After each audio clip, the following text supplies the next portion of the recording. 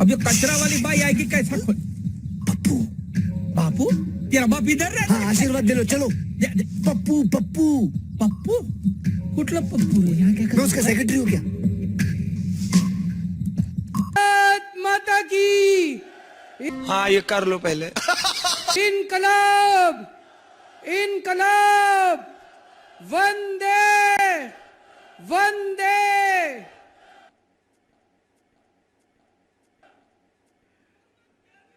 आज यहाँ पे हरियाणा के कोने कोने से आए हुए आम आदमी पार्टी के सभी कार्यकर्ताओं और सभी ऑफिस बेरर्स को, पदाधिकारियों को मैं स्वागत करता हूं, नमन करता हूं और सबको शुभकामनाएं देता हूं। वो एक आदमी खुश हो गया बड़ा। दोस्तों अभी 2 महीने पहले मिले थे हम लोग,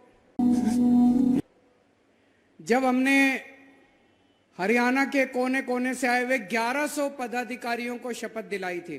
बात भोसड़ी के 2 महीने के अंदर आज फेंको फेंको अपनी पूरी शक्ति के साथ फेंको। 11,000 10 गुना पदाधिकारियों को शपथ दिलाई जा रही है।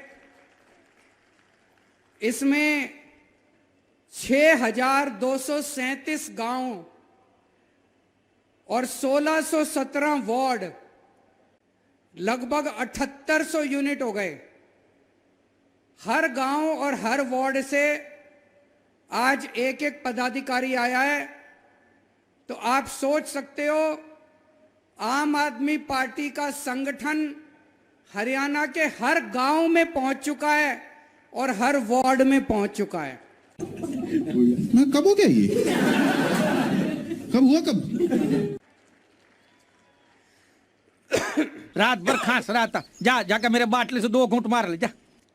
केवल यही नहीं, हर गांव में और हर वार्ड में 20-20 लोगों की कमेटी बन चुकी है। अगले 1 महीने के अंदर इन सारी कमेटियों की ट्रेनिंग होगी, गांव-गांव में बदलाव यात्रा निकलेगी, पूरे हरियाणा में बदलाव यात्रा निकलेगी और 1-1.25 महीने के बाद ये जो 20-20 लोगों की कमेटी बनी है, ये भी पदाधिकारी हैं, इन सारे पदाधिकारियों की लगभग 1.25 लाख पदाधिकारियों की दिसंबर के महीने में शपथ ग्रहण करवाया जाएगा। झाड़ू उठाइए, उठा रखा है बहन ने झाड़ू उठा।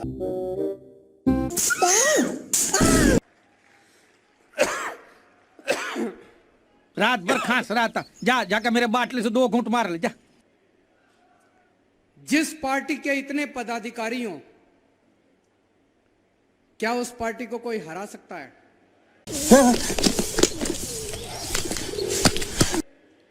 आज मैं भाई साहब चैलेंज के साथ कह सकता हूं, कांग्रेस के पास भी इतना बड़ा संगठन नहीं है जितना आज आम आदमी पार्टी के पास है। खत्म, bye bye, tata, goodbye. BJP के पास भी इतना बड़ा संगठन नहीं है जितना आम आदमी पार्टी के पास है। झूठ बोल रहा है। इतना बड़ा तो छोड़ो, मुझे लगता है इसका 10वां हिस्सा भी नहीं है उनके पास जितना आज आम आदमी पार्टी का संगठन तैयार हो चुका है। भोसड़ी के, अब तो सच बोल दे भोसड़ी के। और संगठन हवा में नहीं बनता, संगठन में हड्डी होती है, खून होता है। संगठन तब बनता है जब लोगों को उस संगठन से, उस पार्टी से उम्मीद होती है। बाप को भेज, तेरे बस की बात नहीं। आज अगर कांग्रेसी या आज अगर भाजपा वाले गांव गांव में जाएं और कहें हम संगठन बनाना चाहते हैं, जुड़ो हमारे साथ, कोई नहीं जुड़ने वाला। बोलने दे, तकलीफ हुआ है बेचारे को, बोल। आज जब आम आदमी पार्टी का कार्यकर्ता घर घर में जाता है तो हर घर का बच्चा कहता है मैं भी जुड़ूंगा, मैं भी जुड़ूंगा, मैं भी जुड़ूंगा।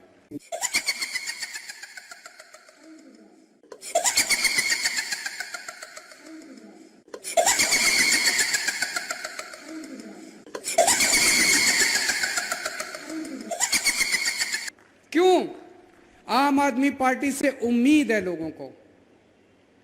मैं डॉक्टर संदीप पाठक से बात कर रहा था। जाकर मेरे बाटले से 2 घूंट मार ले जा। डॉक्टर संदीप पाठक हमारे पार्टी के राष्ट्रीय संगठन महामंत्री हैं और जिस तरह से वो जमीन पे काम करते हैं संगठन बनाने का, यह भी एक कला है संगठन बनाना। रुको जरा, सब्र करो। तो मैं उनसे पूछ रहा था हरियाणा का क्या माहौल है। वो कहते हैं भाई साहब मैं ज्यादा बड़ी बात नहीं करूंगा, लेकिन जो माहौल पंजाब में चुनाव के दिनों में था, बोले जी आज हरियाणा के अंदर उससे 10 गुना ज्यादा माहौल है जितना पंजाब के अंदर था।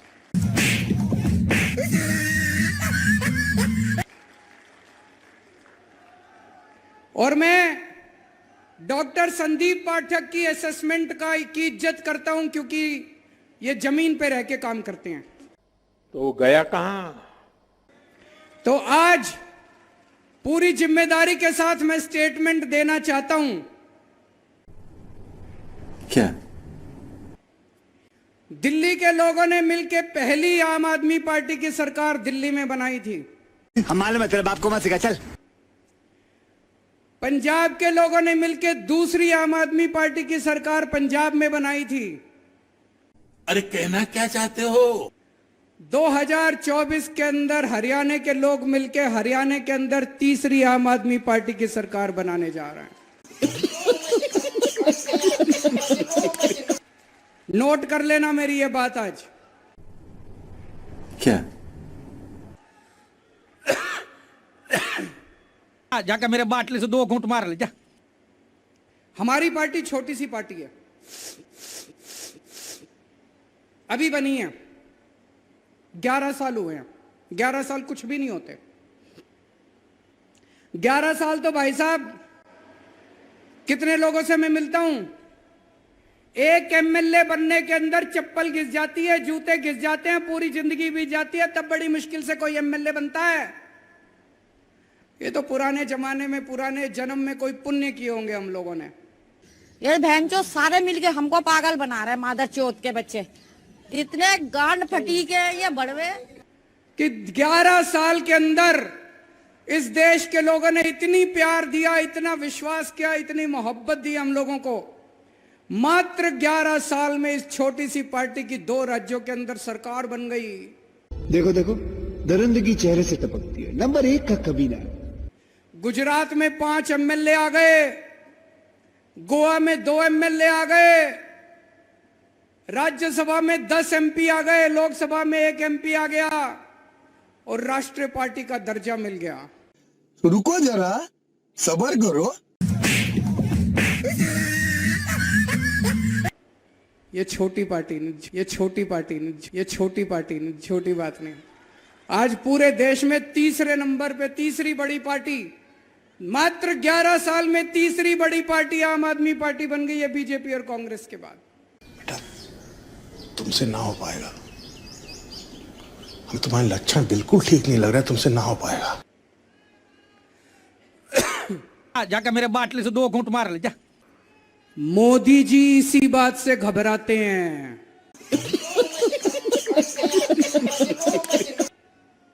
मोदी जी इसी बात से घबराते हैं कि जितनी स्पीड से आम आदमी पार्टी चल रही है, अगर ये इसी स्पीड से चलती रही। मोहनिया महिलाओं से छेड़छाड़ और बदसलूकी का इन पर आरोप है। कल तक के लिए न्यायिक हिरासत में ही है। वहीं जितेंद्र सिंह तोमर फर्जी डिग्री का आरोप है। सोमनाथ भारती पत्नी के साथ घरेलू हिंसा का आरोप है, डोमेस्टिक वायलेंस। मनोज कुमार महिला से मारपीट और फर्जीवाड़े का आरोप है। कमांडो सुरेंद्र एनडीएमसी कर्मचारी को पीटने का आरोप है। महेंद्र यादव हिंसा का आरोप है। जगदीप सिंह पर कचरा प्रबंधन विवाद का आरोप है। अखिलेश त्रिपाठी हिंसा और थाने पर हमले का इन पर आरोप है। अरविंद केजरीवाल खुद गडकरी मानहानि मुकदमे में जुर्माना ना भरने पर जेल जा चुके हैं। तो एक दिन इन सारी दूसरी पार्टियों का सुपड़ा साफ कर देगी, जैसे दिल्ली और पंजाब में कराया। अच्छा, हमको सिखा रिया है। मोदी जी केजरीवाल से नहीं घबराते। बात तो सही है। आम आदमी पार्टी से नहीं घबराते। ये बड़ी अच्छी बात कही आप। मोदी जी आप लोगों की ताकत से घबराते हैं। ना कब हो गया ये? कब हुआ कब? जनता की ताकत से घबराते हैं। जनता के अंदर जो उम्मीद पैदा की है आम आदमी पार्टी ने, आज तक 75 साल में अगर ये पार्टियां काम कर लेती, आम आदमी पार्टी की क्या जरूरत थी? कि जब सर पर बुरे दिन मंडलाते हैं तो जबान लंबी हो जाती है। आप खुद सोच के देखो, दिल्ली में जब हम चुनाव लड़े, लोगों ने हमको क्यों वोट दिया? उसके पहले तो हमको कहीं मौका नहीं मिला था, हमने कोई काम नहीं करके दिखाया था, कुछ नहीं करा था। बोलने दे, तकलीफ हुआ है बेचारे को। बोल। अन्ना आंदोलन हुआ था, अन्ना आंदोलन के बाद लोगों ने हमको वोट दे दिया। उसके पहले बीजेपी और कांग्रेस होती थी। अगर ये बीजेपी और कांग्रेस काम कर लेती, अच्छा काम कर लेती, तो दिल्ली में आम आदमी पार्टी को लोग क्यों वोट देते? पंजाब में अगर ये अकाली दल, बीजेपी और कांग्रेस वाले काम कर लेते, पंजाब में आम आदमी पार्टी को लोग क्यों वोट देते? हरियाणा में अगर बीजेपी और कांग्रेस वाले काम कर लेते, भाई साहब ये 11,000 लोग आज शपथ ग्रहण करने आए, ये उनके तंबू के नीचे बैठे होते, हमारे तंबू के नीचे नहीं बैठे होते।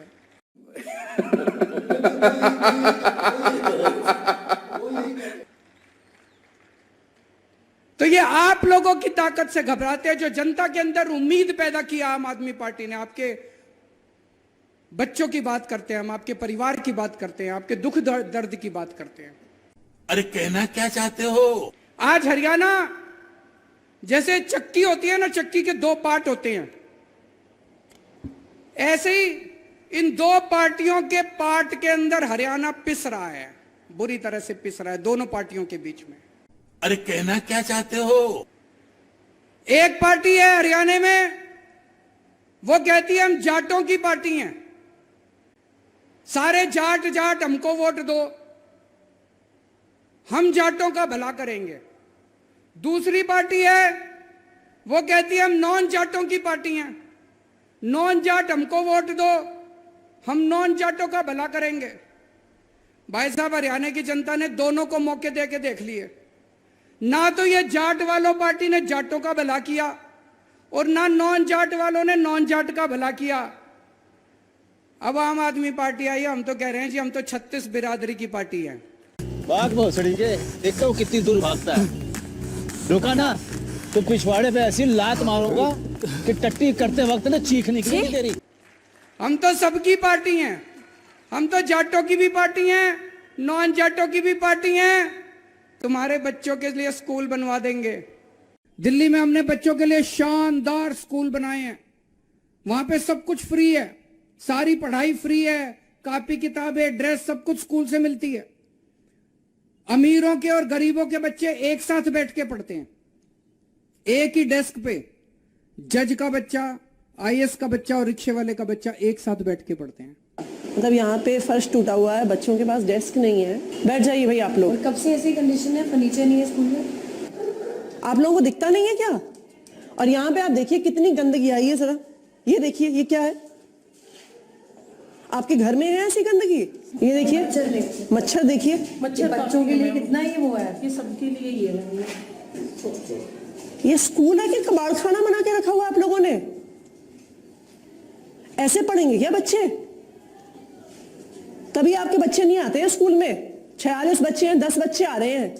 तुम्हारे बच्चों के लिए नौकरी का इंतजाम कर देंगे, तुम्हारे बच्चों का भविष्य बना देंगे, तुम्हारे घर में कोई बीमार होगा उसका फ्री में शानदार इलाज करा देंगे। अगर किसी का चाहे 10 लाख रुपए का भी ऑपरेशन अगर होना है, आप दिल्ली के सरकारी स्कूल में चले जाइए, आपका ऑपरेशन मुफ्त में होगा। तेजस्वी लोग अस्पताल बनाएंगे, सड़कें बनाएंगे, बिजली मुफ्त दे देंगे। अकेली पार्टी है जो आपकी बात करती है, आपके घर की, आपके परिवार की, आपके दुख दर्द की बात करती है। अच्छा, हमको सिखा रिया है। आज पूरे देश में मैं रोज देखता हूं, जाकर मेरे बाटले से 2 घूंट मार ले जा। बुरा हाल मचा पड़ा है, चारों तरफ भ्रष्टाचारी भ्रष्टाचार, गुंडागर्दी, लूटपाट। मोहनिया महिलाओं से छेड़छाड़ और बदसलूकी करने पर आरोप है, कल तक के लिए न्यायिक हिरासत में ही है। वहीं जितेंद्र सिंह तोमर फर्जी डिग्री का आरोप है, सोमनाथ भारती पत्नी के साथ घरेलू हिंसा का आरोप है, डोमेस्टिक वायलेंस। मनोज कुमार महिला से मारपीट और फर्जीवाड़े का आरोप है। कमांडो सुरेंद्र एनडीएमसी कर्मचारी को पीटने का आरोप है। महेंद्र यादव हिंसा का आरोप है। जगदीप सिंह पर कचरा प्रबंधन विवाद का आरोप है। अखिलेश त्रिपाठी हिंसा और थाने पर हमले का इन पर आरोप है। अरविंद केजरीवाल खुद गडकरी मानहानि मुकदमे में जुर्माना ना भरने पर जेल जा चुके हैं। प्रधानमंत्री जी कहते हैं मैं भ्रष्टाचारियों के खिलाफ लड़ रहा हूं। बात तो सही है। भ्रष्टाचार के खिलाफ लड़ रहा हूं।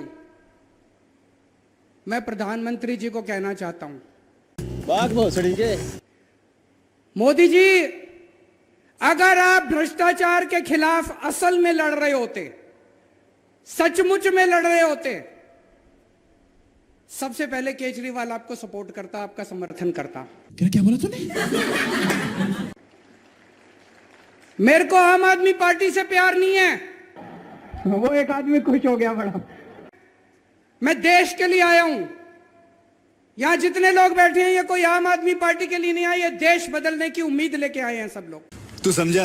हाँ। नहीं, तू समझा नहीं। हम सब लोग आम आदमी पार्टी वाले आपका समर्थन करते अगर आप वाकई भ्रष्टाचार के खिलाफ लड़ रहे होते। मोदी जी एक स्टेट में गए, जाके उन्होंने कुछ नेताओं के नाम लिए, बोले इन नेताओं ने 70,000 करोड़ का भ्रष्टाचार कर दिया, इन नेताओं ने 70,000 करोड़ का भ्रष्टाचार कर दिया, इनको मैं जेल में डालूंगा। भाई साहब 4 दिन के बाद उन नेताओं ने भारतीय जनता पार्टी ज्वाइन कर ली। मोदी जी ने उसको उप मुख्यमंत्री बना दिया। ये क्या हो गया? ओ! ये भ्रष्टाचार के खिलाफ लड़ाई है? ये तो नौटंकी है। कैसा? कैसा? फिर मारने का आएगा तू? फिर मारने का आएगा? ये तो भ्रष्टाचार के खिलाफ लड़ाई नहीं है। और ये एक बार हुआ था तो सोच लेते। पूरे देश में रोज यही नौटंकी चल रही है। कभी इस राज्य में जाके कहते हैं कि यहाँ का मुख्यमंत्री चोर है, कभी उस राज्य में जाके कहते हैं यहाँ के नेता चोर है। रुको जरा, सब्र करो। 2 दिन पहले जिन नेताओं को चिल्ला कर मोदी जी ने कहा कि इन्होंने 70,000 करोड़ का घोटाला कर दिया, उन सारे भ्रष्टाचारियों को जो मोदी जी की नजर में भ्रष्टाचारी थे, उनको उन्होंने अपनी पार्टी में शामिल कर लिया। देश के बेईमानों की लिस्ट बनाई थी। चिदम्बरम साहब, सलमान खुर्शीद, मायावती, मुलायम सिंह यादव, अनु टंडन, इनका स्विस बैंक के खाते निकले थे इनके। श्री प्रकाश जायसवाल कोयला घोटाले वाले, कपिल सिब्बल, कमलनाथ, पवन बांसल, फारूक अब्दुल्ला, नवीन जिंदल, अवतार सिंह भड़ाना, शरद पवार अगर वो लड़ेंगे तो ये ए राजा, राहुल गांधी। जो इंडिया अलायंस है, ये अलायंस कुछ चंद 26, 27, 28 केवल पार्टियों का अलायंस नहीं है। 2 दिन में वो नेता भारतीय जनता पार्टी में चले जाते हैं और मोदी जी उनको कोई मंत्री बना देते हैं, कोई कुछ बना देते हैं, सब लोगों को पार्टी में शामिल कर लेते हैं। ये तो भ्रष्टाचार के खिलाफ लड़ाई नहीं है दोस्तों। आज पूरे देश में चर्चा हो रही है। कोई कितना भी बड़ा पापी हो, कोई कितना भी बड़ा अपराधी हो। तू समझा? हाँ। नहीं, तू समझा नहीं। किसी ने कोई भी पाप कर रखा हो, अपराध कर रखा हो, इनकी पार्टी में चले जाओ। मजाल किसी CBI, ED, income tax police वाले की हिम्मत हो जो छू दे उसको। समझ रहे ना आप? लेकिन सुन के अच्छा लगा। आपका बेटा अगर किसानों को अपनी जीप के नीचे कुचल दे, इनकी पार्टी में चले जाओ, आपके ऊपर कोई कुछ नहीं होगा। आप खुलेआम घूम लेना। आप अगर लड़कियों को छेड़ के आते हो, आपका बेटा अगर लड़कियों के साथ गलत काम करके आ जाए, इनकी पार्टी में चले जाओ, पूरा संरक्षण मिलेगा। आज पूरे देश में चर्चा हो रही है, कितना ही बड़ा भ्रष्टाचार कर लो, कितना ही बड़ा डाका डाल लो, कितना ही बड़ा अपराध कर लो, इनकी पार्टी में चले जाओ, पूरा संरक्षण मिलेगा आपको। सड़ी के, अब तो सच बोल दे भोसड़ी के। आज क्या माहौल है? भ्रष्टाचारी कौन है? भ्रष्टाचारी वो नहीं है जिसको ईडी ने पकड़ के जेल में डाल दिया। भ्रष्टाचारी वो है जो ईडी के डर से बीजेपी में चला गया। जिसको ईडी ने पकड़ के जेल में डाल दिया और जो अभी तक बीजेपी में नहीं गया, भाई साहब वो कट्टर ईमानदार है, ये समझ लेना। बोलने दे, तकलीफ हुआ है बेचारे को, बोल बोल। क्योंकि उसे पता है कि आज नहीं तो कल बाहर तो आ ही जाऊंगा। अच्छा, हमको सिखा रिया है। लेकिन जिसने बेईमानी कर रखी है उसको पता है अगर ईडी ने पकड़ लिया तो पूरी जिंदगी जेल जाना पड़ेगा। वो तुरंत उठ के बीजेपी में चला जाता है। बात भोसड़ी के। तो एक चीज समझ लो, भ्रष्टाचारी कौन है और ईमानदार कौन है। जो आदमी ईडी के डर से बीजेपी में चला गया वो भ्रष्टाचारी है, और जो ईडी की रेड के बावजूद अगर ईडी ने गिरफ्तार कर लिया और बीजेपी में नहीं जा रहा, वो कट्टर ईमानदार है।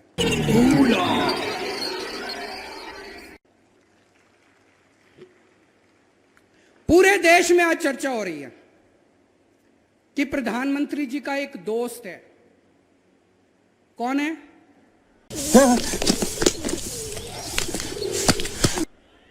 कौन है? कहते हैं प्रधानमंत्री जी उस एक दोस्त के लिए ही काम करते हैं।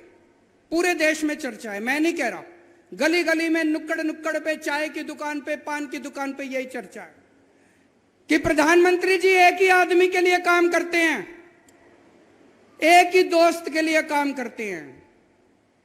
और आजकल तो चर्चा उल्टी होने लगी है कि असल में ये दोस्त ही देश चला रहा है। नहीं, ये लोग कहां से आते हैं?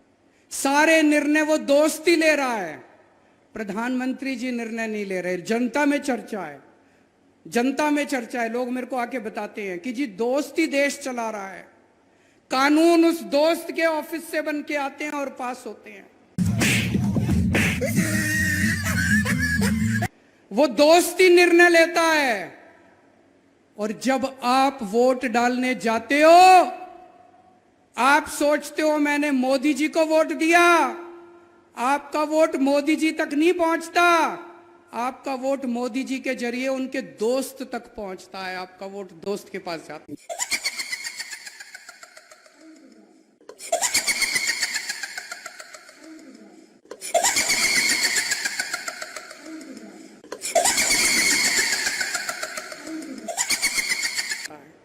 जब आप वोट डालने जाओ तो ये समझ लेना, ये स्थिति बेहद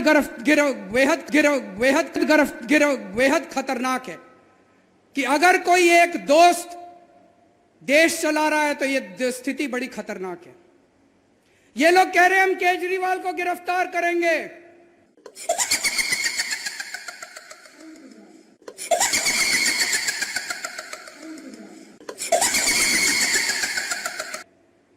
मैं उनको कहना चाहता हूं, मेरे को तो गिरफ्तार कर लोगे, मेरी आवाज को कैसे दबाओगे, मेरी आवाज को कैसे रोकोगे?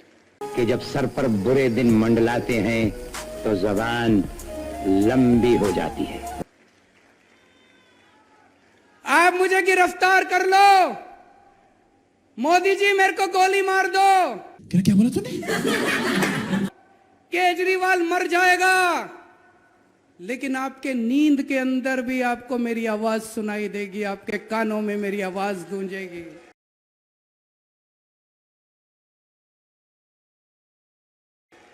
मरने के बाद भी मेरी आवाज आपको चैन से सोने नहीं देगी। मोदी जी, अंग्रेजों ने भी यही सोचा था। भगत सिंह अंग्रेजों के खिलाफ खूब बगावत किया करते थे। अंग्रेजों ने सोचा इसको जेल में डाल दो, उन्होंने भगत सिंह को जेल में डाल दिया। जैसे ही जेल में डाला, घर घर के अंदर भगत सिंह की आवाज पहुंच गई। दोस्तों, फेंको फेंको अपनी पूरी शक्ति के साथ फेंको। फिर उन्होंने सोचा भगत सिंह को फांसी दे दो। भगत सिंह को फांसी दे दी। भगत सिंह के विचार और भगत सिंह की आवाज आज 100 साल के बाद भी इस देश के कोने कोने में गूंज रही है। मैं मोदी जी से पूछना चाहता हूं, मेरे को गिरफ्तार तो कर लोगे, मेरी आवाज को कैसे रोकोगे? मेरे विचारों को कैसे रोकोगे, मेरी सोच को कैसे रोकोगे? दिल्ली सरकार ने 17 नवंबर 2021 से दिल्ली में नई एक्साइज पॉलिसी लागू की थी। नई शराब नीति के तहत शराब का कारोबार पूरी तरह से निजी हाथों में सौंप दिया गया और दिल्ली सरकार इससे पूरी तरह बाहर आ गई। दिल्ली में कुल 32 जोन हैं और एक जोन में अधिकतम 27 दुकानें खुल सकती हैं, लेकिन दिल्ली में शराब की कुल 849 दुकानें खोली गई। दिल्ली सरकार ने नई एक्साइज पॉलिसी लाने को लेकर माफिया राज खत्म करने का तर्क दिया था। ये भी दावा किया गया कि इससे सरकार के राजस्व में इजाफा होगा।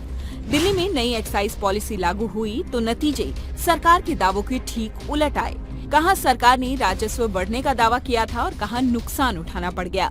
31 जुलाई 2022 को कैबिनेट नोट में सरकार ने माना कि भारी बिक्री के बावजूद रेवेन्यू का भारी नुकसान हुआ। कैबिनेट नोट में इसकी वजह बताते हुए कहा गया कि थोक और खुदरा कारोबारियों ने लाइसेंस लौटा दिए थे, जिसकी वजह से राजस्व का नुकसान हुआ। दिल्ली सरकार को वित्तीय वर्ष 2022-23 की पहली तिमाही में 1485 करोड़ रुपयों का राजस्व मिला, जो बजट अनुमान से 37.51% कम था। अप्रैल 2022 के बाद हर महीने राजस्व में लगभग 194 करोड़ रुपयों का घाटा हुआ। नई एक्साइज पॉलिसी लागू होने के बाद राजस्व के नुकसान को लेकर दिल्ली सरकार आलोचनाओं के घेरे में आ गई, लेकिन इस नीति में गड़बड़ी का आरोप सबसे पहले लगाया केंद्र शासित प्रदेश के मुख्य सचिव नरेश कुमार ने। नरेश कुमार उपराज्यपाल वीके सक्सेना को रिपोर्ट सौंपते हैं और इस रिपोर्ट में ही मुख्य सचिव ने एक्साइज पॉलिसी में गड़बड़ी के साथ ही डेप्यूटी सीएम मनीष सिसोदिया पर शराब कारोबारियों को अनुचित लाभ पहुंचाने का आरोप लगाया। दिल्ली के एलजी ने मुख्य सचिव की रिपोर्ट के आधार पर 22 जुलाई 2022 को सीबीआई जांच की। मैं उनको कहना चाहता हूँ, मेरे को फांसी तो दे दोगे, गोली तो मार दोगे। हाँ, ये कर लो पहले। कहते मोदी जी के खिलाफ बहुत बोलते हो तुम, प्रधानमंत्री के खिलाफ बहुत बोलते हो तुम। तो आज मैं एक पेशकश करना चाहता हूं प्रधानमंत्री जी को। बाप को भेज, तेरे बस की बात नहीं। प्रधानमंत्री जी, मैं आपका समर्थन करूंगा, पूरी आम आदमी पार्टी आपका समर्थन करेगी। आप ये एक दोस्त की वो क्या कहते हैं, नौकरी करना बंद कर दो। सड़ी के, अब तो सच बोल दे भोसड़ी के। दोस्त की दोस्ती छोड़ दो, 140 करोड़ लोगों के लिए काम करना चालू कर दो। ये दोस्त के लिए काम करना बंद कर दो। ये चोर उचक्के भ्रष्टाचारियों को संरक्षण देना बंद कर दो। इनको अपनी पार्टी के अंदर जितने चोर उचक्के बैठे हैं उनको सबको जेल भेज दो। देखो, मैं तो क्या, ये सारा देश आपका साथ देगा। बोलने दे, तकलीफ हुआ है बेचारे को, बोल। लेकिन अगर इस देश को कोई एक दोस्त चलाएगा, अगर इस देश के अंदर भ्रष्टाचारियों को, पापियों को, अपराधियों को संरक्षण दिया जाएगा, तो अपनी जान की परवाह किए बिना इस देश का एक एक बच्चा आपकी खिलाफत करेगा।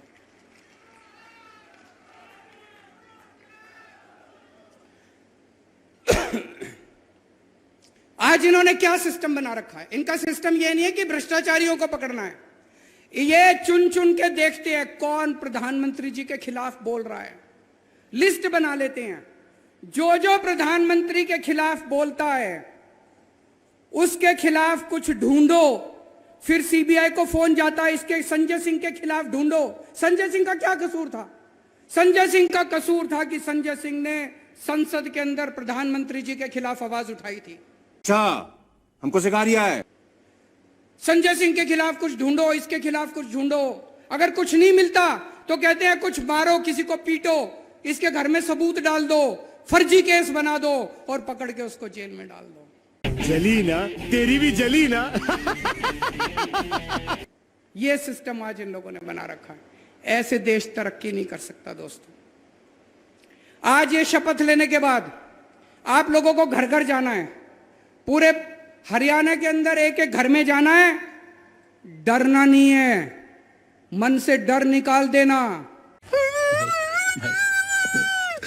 आप में से एक एक आदमी को भगत सिंह बनना है। ये कहते हैं हम केजरीवाल को गिरफ्तार कर लेंगे, ये इतने सारे जो सामने बैठे हैं सारे केजरीवाल है, किस किस को गिरफ्तार करोगे? हजारों लाखों केजरीवाल है, किस किस को गिरफ्तार करोगे? आप सब लोग को केजरीवाल बनना है। डरना नहीं है, घबराना नहीं है। घर घर में जाना है और ये सारी बातें बतानी है कि किस तरह से देश को लूटा जा रहा है, किस तरह से पूरे देश को बर्बाद किया जा रहा है। जब आप किसी के घर में जाओगे, उनसे बात करोगे, तो हमारे देश के अंदर कुछ लोग हैं जिनको अंधभक्त कहा जाता है कि नहीं है? अल्लाह से गुजारिश है कि उनके मंसूबे नाकाम हो। अभी कुछ दिन पहले कुछ लोगों ने पाक कुरान के साथ बेअदबी की। उनसे उलझना मत। दो कैटेगरी है, कोई भी आदमी या तो अंधभक्त है या देशभक्त है। अंधभक्त देशभक्त नहीं हो सकता और देशभक्त अंधभक्त नहीं हो सकता। अंधभक्तों से उलझना मत, वो टाइम खराब करते हैं, उन्होंने बदलना नहीं है, उनको देश से कोई लेना देना नहीं है, उनको भारत माता से कोई लेना देना नहीं है। कोई अगर ज्यादा उलझने की कोशिश करे, उनको नमस्कार करके आगे बढ़ जाना। देशभक्तों से बात करना बस। देशभक्त आपकी बात सुनेंगे, वो देश की तरक्की चाहते हैं, भारत की तरक्की चाहते हैं, भारत माता की तरक्की चाहते हैं। घर घर के अंदर जाना। आज सबसे बड़ी देशभक्ति का काम है केंद्र के अंदर बैठी भ्रष्ट भाजपा सरकार को हराना। हमको मिटा सके ये जमाने में दम नहीं, हमसे जमाना खुद है, जमाने से हम नहीं। जितने देश के अंदर देशभक्त है, सबको इकट्ठे होकर एक ही काम करना चाहिए, किसी भी तरह इस सरकार को हराना है। जली ना, तेरी भी जली ना। और जितनी युवा शक्ति है, सभी युवाओं को मैं कहना चाहता हूं कि आने वाला भारत, उसकी जिम्मेदारी आपको उठानी है और आपका भविष्य दांव पे लगा हुआ है। अरे कहना क्या चाहते हो? सभी युवाओं को मैं आज अपील करना चाहता हूं कि ज्यादा से ज्यादा संख्या में आम आदमी पार्टी के साथ जुड़े, इस देशभक्त पार्टी के साथ जुड़े, कट्टर ईमानदार पार्टी के साथ जुड़े। चूंकि आज इतने सारे आम आदमी पार्टी के कार्यकर्ता आए हुए हैं, इतने सारे पदाधिकारी आए हुए हैं, मैं एक चीज और कहना चाहता हूं। चुतिया तुम्हारा लड़का। आम आदमी पार्टी की विचारधारा 3 स्तंभों पे खड़ी है। 3 स्तंभ है हमारे। आम आदमी पार्टी में आके आपको केजरीवाल की भक्ति नहीं करनी। झूठ बोल रहा है। आपको किसी नेता की भक्ति नहीं करनी। हमारी पहला स्तंभ है, हमारी पहली विचारधारा है कट्टर देशभक्ति। कब? कट्टर देशभक्ति। आपको भारत माता के लिए अपना तन मन धन परिवार, पहले फर्स्ट नेशन फर्स्ट, पहले देश, आपको उसके लिए तन मन धन कुर्बान करने के लिए तैयार रहना अगर जरूरत पड़े तो। अरे कहना क्या चाहते हो? दूसरी विचारधारा है कट्टर ईमानदारी। बेईमानी को हम गद्दारी का दर्जा देते हैं। अगर कोई बेईमानी करता है समाज के साथ, देश के साथ, कोई भी बेईमानी करता है, वो इसका मतलब देश के साथ गद्दारी कर रहा है। आपको ईमानदारी से रहना है।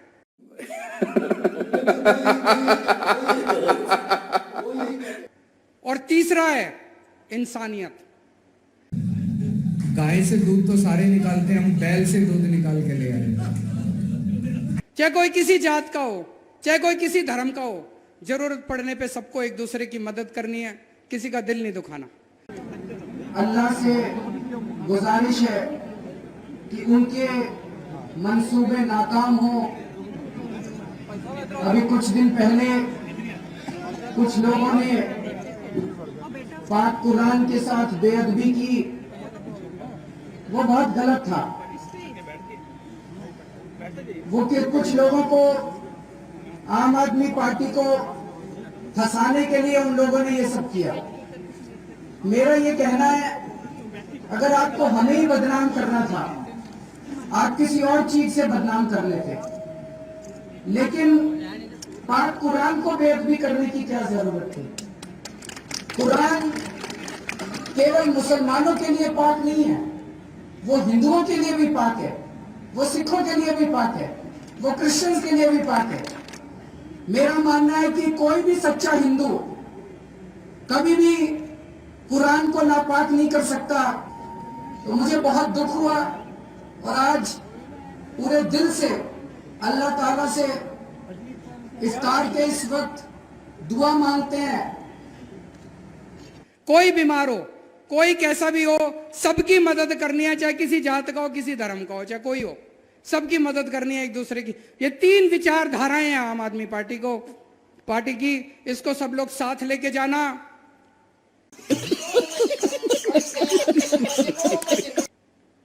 पूरे देश के अंदर अभी एक तरह से कीचड़ फैला हुआ है जिसमें इनका ये कमल खिला हुआ है। इस कीचड़ की सफाई कैसे करोगे? झाड़ू से।